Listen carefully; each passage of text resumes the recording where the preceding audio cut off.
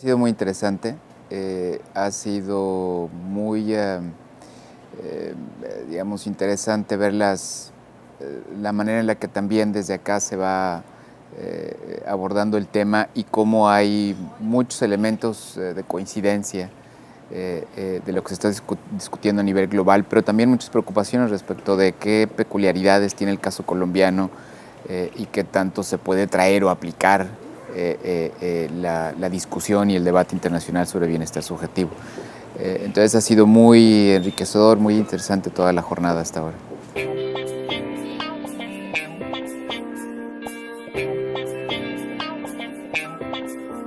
Yo diría que no hay solamente una, y aquí debo de ser muy claro en que yo no soy economista y por lo tanto, digamos, no podría responder específicamente con todo detalle respecto de la contribución a la teoría económica, pero sí creo que, dado que la economía es un campo en donde se ha abordado mucho la discusión sobre, y ha habido aportes importantes sobre el bienestar subjetivo para el resto de las disciplinas, sí me parece que hay por lo menos dos o tres aspectos interesantes que me parece que son de contribución. Uno es que ha, digamos, reubicado la preocupación en torno al ingreso como la principal o casi única preocupación para la economía, ¿no? Eh, em, Creo que el bienestar subjetivo ha como llamado la atención respecto de otros temas importantes que deben de estar presentes y en ese sentido, tanto en la disciplina, me parece, como en las preocupaciones más de orden de política pública, ha ayudado a ampliar el horizonte respecto a lo que importa para el desarrollo. No únicamente mejorar las condiciones materiales y específicamente el ingreso, sino también otros aspectos que son importantes y algunos de esos aspectos que normalmente no se tienen pensado, que son los vínculos entre las personas, la relevancia de cierto tipo de comportamientos de orden, se conoce como prosocial, eh, y otras dimensiones, otros ámbitos, el hecho mismo de la satisfacción vital, todos estos elementos juegan un papel importante. Entonces, ese, digamos, por un lado me parece que es una contribución o es un aspecto a llamar la atención. Otro también del cual digamos, no, me parece que la economía y muchas otras disciplinas, no es exclusivo de la economía, no han logrado escapar, es esta idea del agente económico como el enfoque o uno de los enfoques prioritarios de la economía, ¿no? La idea de que es el individuo o un agente el que sintetiza de alguna manera el conjunto de preferencias o el conjunto de elementos que permiten analizar el funcionamiento de la sociedad en su conjunto. Y creo que lo que ha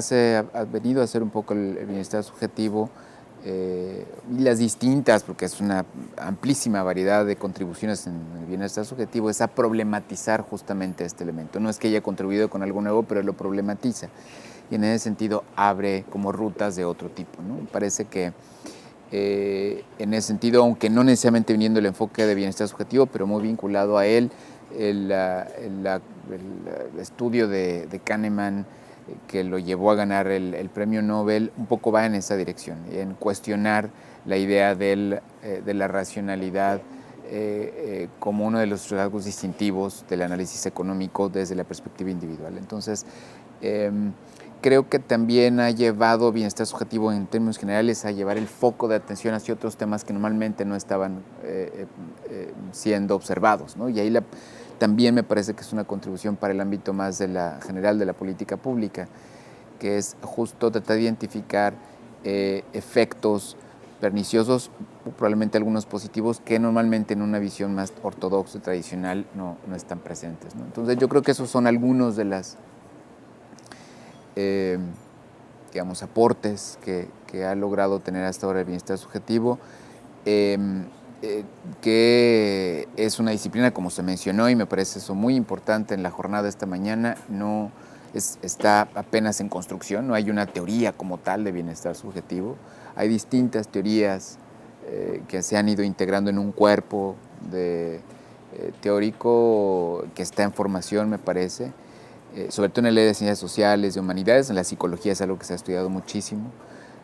o incluso en la filosofía, pero acá es algo que está en proceso.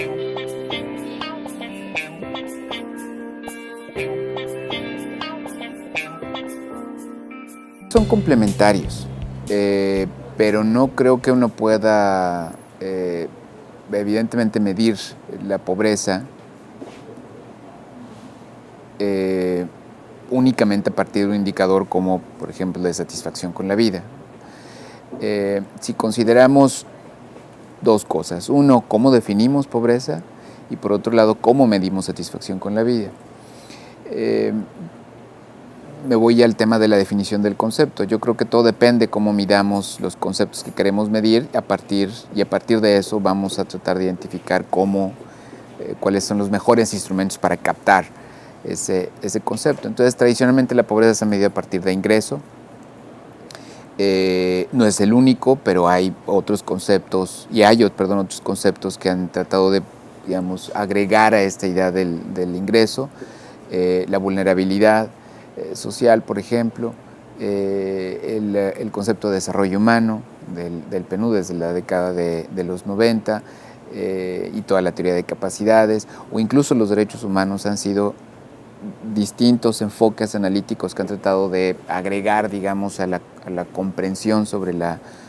pobreza. Y a partir de cada uno de ellos depende cómo se mide, dependerá cómo identificamos la mejor forma de medir la pobreza. Entonces depende mucho cómo lo midamos. Pero si conceptualizamos la pobreza como un tema que tiene que ver también con la manera en la cual los individuos incorporan su experiencia de vida y su experiencia cotidiana con la familia, con la comunidad, con lo que pueden y no pueden hacer con lo que tienen, me parece que hay un elemento de subjetividad que los estudios sobre bienestar subjetivo sí podrían contribuir a arrojar luz sobre qué está pasando ahí. Lo que quiero decir con todo esto es que no es tan simple como preguntarle a las personas que viven en condiciones de pobreza cómo se sienten con su vida, qué satisfechos están, si están felices, y si salen los niveles muy altos, entonces asumir que por lo tanto no tiene ninguna dificultad y que el bajo ingreso no representa ningún problema. No, me parece que es un brinco muy grande y es una trampa verlo de esa manera tan simplista. Es como preguntarle a una persona cuál es su ingreso y asumir únicamente con esa variable que si el resto de sus condiciones son las adecuadas o no. Es mucho más complejo que eso, entonces yo creo que sí aporta elementos importantes, pero depende, insisto, cómo vamos conceptualizando la pobreza, como muchos otros conceptos que podemos medir, ¿no? Entonces, me parece que hay aportes importantes que se tiene que seguir midiendo y que parte del reto es ese, es seguirlo midiendo incluso en estos contextos, ¿no?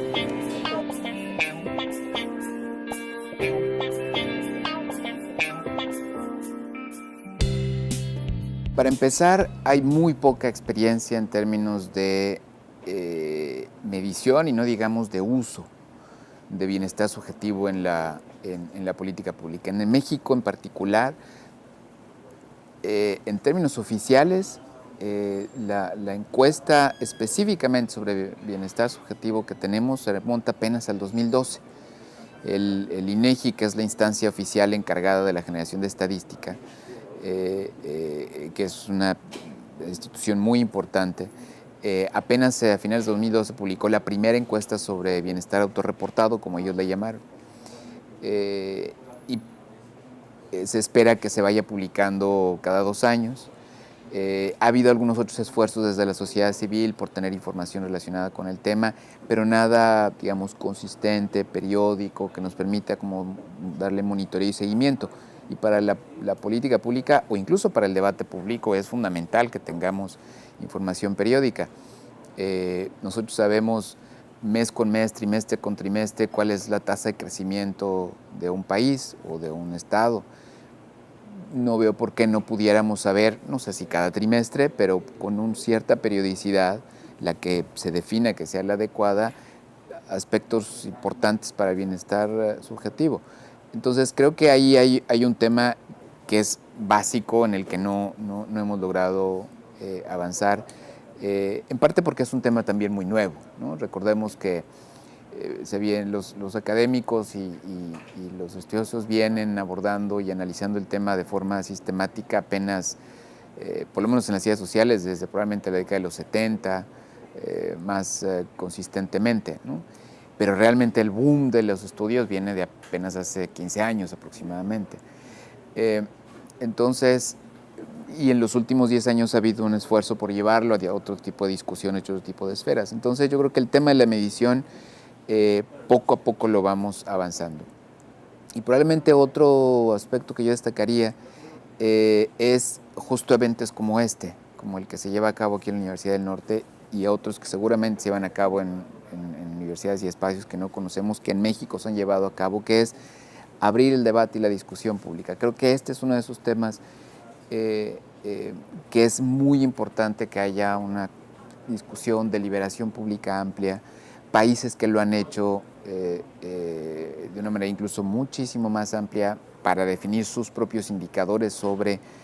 bienestar subjetivo,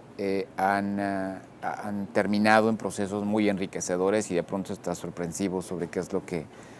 la gente valora como más importante en sus vidas, ¿no? Entonces yo creo que en América Latina todavía nos falta, me parece que hay mucha resistencia. De pronto tengo la impresión que en América Latina nos hemos vuelto más ortodoxos que los que tradicionalmente eran muy los ortodoxos